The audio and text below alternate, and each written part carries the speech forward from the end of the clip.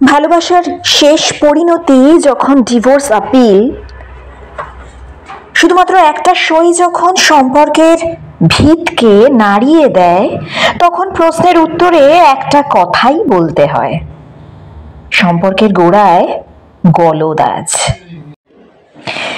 স্বার্থ আজ ধ্বংসের ধ্বজা উড়িয়ে শেষ করছে পরিবার।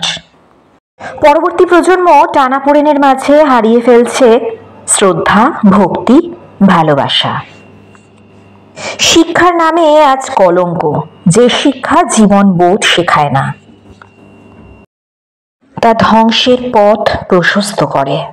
তাই সম্পর্ক তৈরির আগে মনকে তৈরি করতে হবে। বিচক্ষণতা, বুদ্ধিমত্তাকে কাজে লাগিয়ে সম্পর্ক বাঁচিয়ে রাখতে সচেষ্ট হলে ভালো হয়। ধ্বংস হতে এক মুহূর্ত মাত্র, মনুষ্য জন্মের এক ভয়ঙ্কর দিক।